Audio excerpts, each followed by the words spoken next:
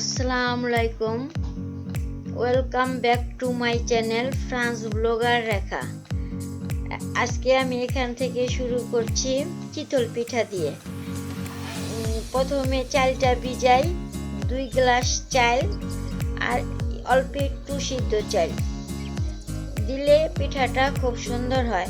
তাহলে বানাই চিতল পিঠাটা, আপনারা দেখেন।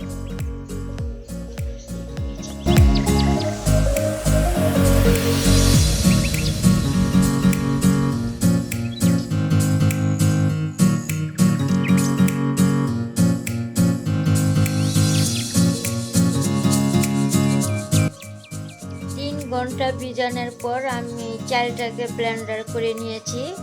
তারপরে চালের গুঁড়োর মধ্যে স্বাদ অনুযায়ী লবণ, একটু তেল দিয়ে ভালো করে মিক্সার করে তারপর আমি এখন পিঠাটা বানাচ্ছি। পিঠাটা খুব সুন্দর হয়েছে।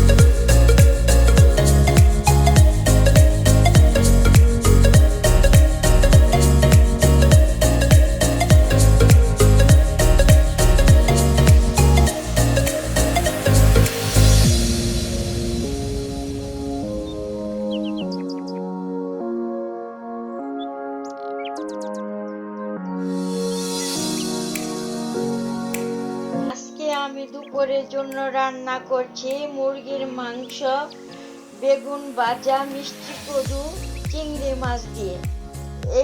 এটি হলো আমাদের দুপুরের খাবার।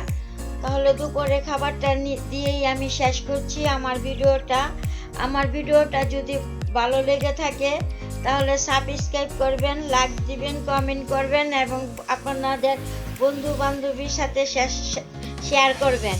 কোনো কিছু ভুল হলে ক্ষমা দৃষ্টিতে দেখবেন। আল্লাহ হাফেজ, বাই বাই।